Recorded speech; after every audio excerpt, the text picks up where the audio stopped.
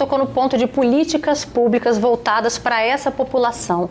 Alexandre, você também como psicóloga, sua experiência nessa área, o que você percebe?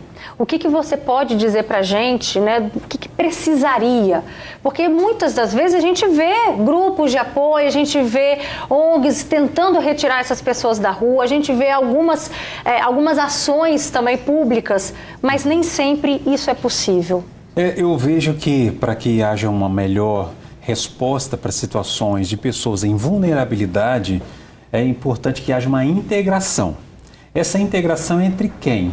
Família tem uma grande importância. Os projetos sociais, muitas vezes não governamentais, nem sem fins lucrativos, OCIPs, ONGs, enfim, existem muitos projetos. E justamente as políticas públicas envolvendo, né, Estado, prefeitura. Se houvesse essa integração de um modo melhor, mais bem assistido, a gente veria que a gente conseguiria não resolver, talvez amenizar, lidar melhor com o problema e que essa população não seja justamente o quê? O resultado de uma série de violações.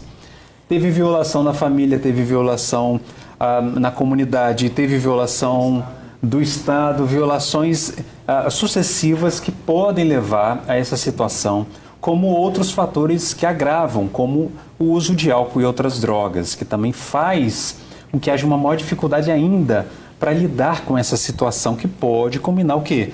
Com uma situação de rua. Então, Roberto, eu vejo nessa experiência que eu tenho e que a família, essa integração e a família, ela tem um papel tão importante, porque muitas vezes a família não aceita, a família ela não acolhe, ela fala assim, desse jeito, aí quando eu falo desse jeito, o pessoal pode ser o quê? Uma questão de sexualidade, uma questão de drogas, uma questão de um certo envolvimento com algum certo grupo de pessoas, né?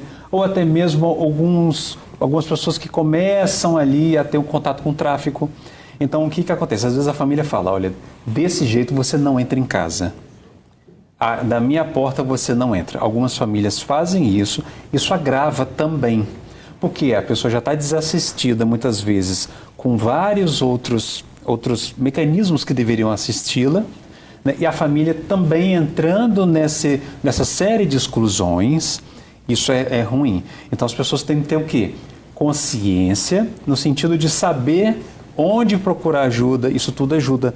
Porque se você tiver um processo, Roberta, mais educativo também, a pessoa saber onde ela tem que ir para encontrar ajuda, isso é um papel de todos. Então eu acho que se tiver integração, a gente consegue o quê?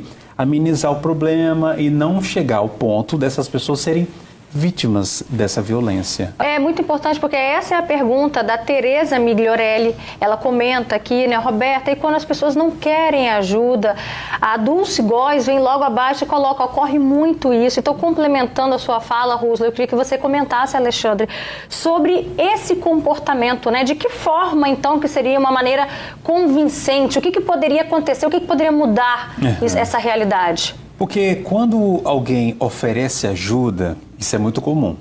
Essa pessoa que te oferece ajuda quer que a ajuda seja nos termos dela. Ou seja, eu vou te ajudar se você se adaptar, se você se adequar às minhas regras.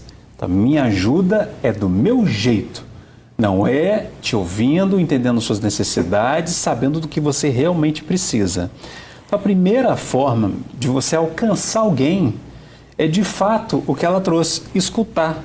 O que a gente está conversando aqui, que é acolher, ouvir quais as necessidades dessa pessoa, qual é a realidade que ela vive. E a gente tem que entender que a ajuda também tem limites. A ajuda tem limites. Tem hora que você não dá para ajudar mais, mas você pode ainda estar ao lado da pessoa. Você não sabe como ajudar, muitas vezes. A sua ajuda tem limite. Cada um precisa também se entregar nessa ajuda. Então, saber que tem esses limites também é fundamental. Então, às vezes você ajuda não julgando, às vezes você ajuda não piorando a situação do outro, às vezes você ajuda se colocando disponível. E o outro possa me procurar quando ele quiser. Porque a ajuda é diferente de você monitorar, controlar, né, querer mudar a vida do outro de sua forma, para que o outro seja a sua semelhança. Então, a ajuda ela envolve esse acolhimento, oferecer, né, formas de ajuda que possam contemplar aquela realidade. E essa ajuda, Roberta, ela não é só uma ajuda individual. Ela envolve tantas coisas. Por exemplo, se você pegar os profissionais que podem ajudar, é o advogado, é o assistente social, é o médico, é o psicólogo, é o pedagogo e assim vai. É multidisciplinar, né? Se você pegar ajuda para a família, é o pai ou é a mãe ou é aquela pessoa que ela ama e confia, né? Porque quando você está em situação de rua, muitas vezes, se estiver envolvendo alguma situação de álcool e outras drogas, a confiança também cai, o seu juízo muda, você sabe mais que o que é certo é que é errado, né? Você acaba estando o quê? Adoecido. Então, quando você está adoecido, você não sabe muito bem como pedir ajuda, aceitar ajuda, né? É claro que a ideia é justamente não estigmatizar, que todo morador de rua tenha essa situação. Mas a ajuda tem que ser o quê? Contemplando a realidade de cada um.